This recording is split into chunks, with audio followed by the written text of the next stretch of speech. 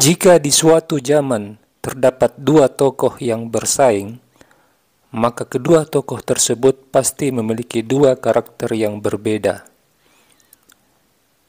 Di era Mesir kuno, kita mengenal dua tokoh yang memiliki identitas dan karakter yang berbeda, Fir'aun dan Nabi Musa. Pada tahun 1982, puncak dari keindahan sepak bola, kita disajikan dua tim yang memiliki penampilan yang kontras.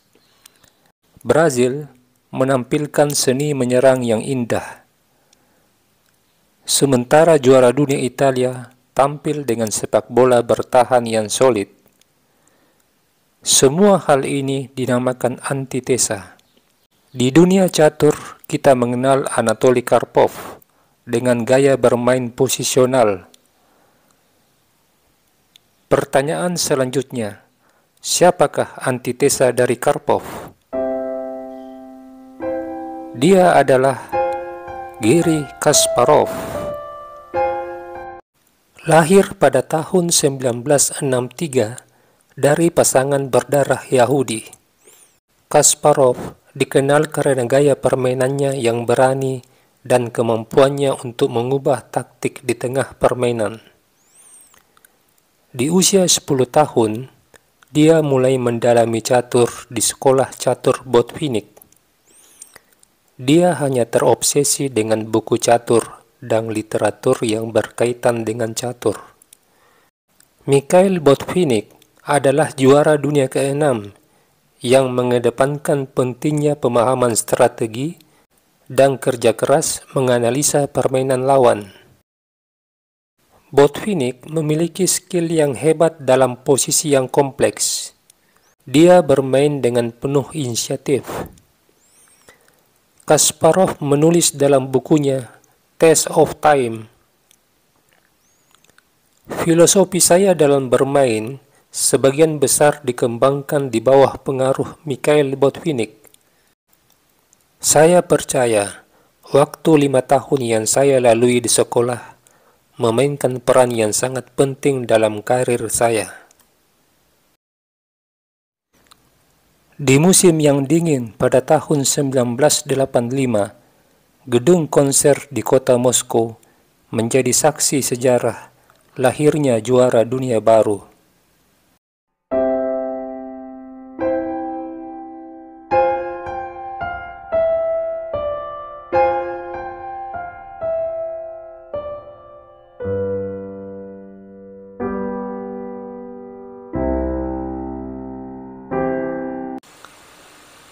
Kasparov bekerja tanpa lelah dalam persiapan menghadapi Karpov. Dia menganalisa pembukaan secara detail. Beberapa variasi opening mengejutkan Karpov karena baru pertama kali digunakan, membawa Karpov tersesat di hutan rimba, dan akhirnya Karpov terjatuh di jurang kekalahan. Partainya di game ke-16 menjadi masterpiece dari Kasparov.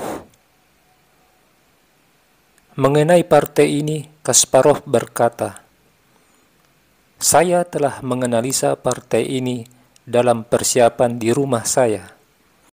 Putih tidak memiliki koordinasi dalam hal penempatan perwira. Hitam memiliki gajah F5 dan kuda D3 yang melumpuhkan perwira putih."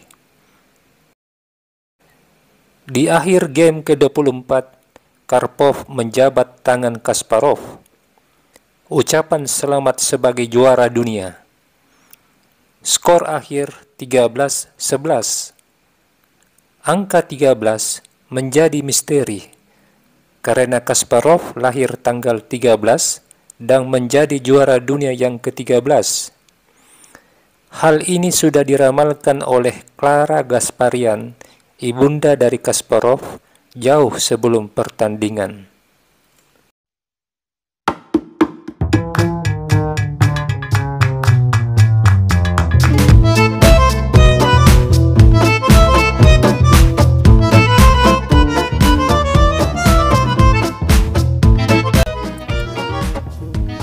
Sepanjang tahun 1990 hingga 2000, Kasparov aktif mengikuti turnamen.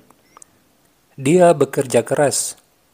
Pagi hari diawali dengan sarapan, minum kopi, lalu mengamati dan menganalisa posisi catur. Seperti seorang ilmuwan yang bekerja di laboratorium, dia meneliti partai klasik dan modern. Gaya bermainnya menjadi tajam, berani, brutal, dan kadangkala dia bermain posisional. Partainya melawan Topalov di tahun 1999 menjadi mahakarya yang selalu dikenang oleh penggemarnya. Ketika memasuki langkah ke-24, Kasparov mengorbankan benteng untuk membongkar pertahanan Topalov, membuat Raja Hitam dalam ancaman mat. Meski Raja berhasil lolos, pada akhirnya Topalov kehilangan menteri yang membuat dia menyerah.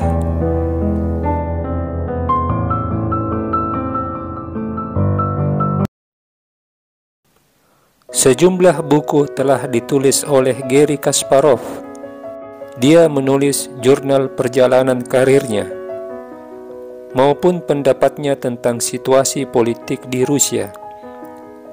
Salah satu bukunya berjudul Deep Thinking, buku yang mengulas tentang komputer catur. Kasparov berharap di masa yang akan datang, manusia mampu mengalahkan komputer. Pada tahun 2007, Kasparov terlibat dalam gerakan pro-demokrasi. Dia bergabung dalam barisan oposisi melawan Presiden Rusia Vladimir Putin. Kasparov menganggap Putin adalah pemimpin yang otoriter yang harus disingkirkan. Semua gerakan yang dilakukan kelompok pro-demokrasi tidak berdampak sama sekali terhadap eksistensi pemerintah Rusia. Kasparov akhirnya ditangkap dan dipenjara, meskipun pada akhirnya dia dibebaskan.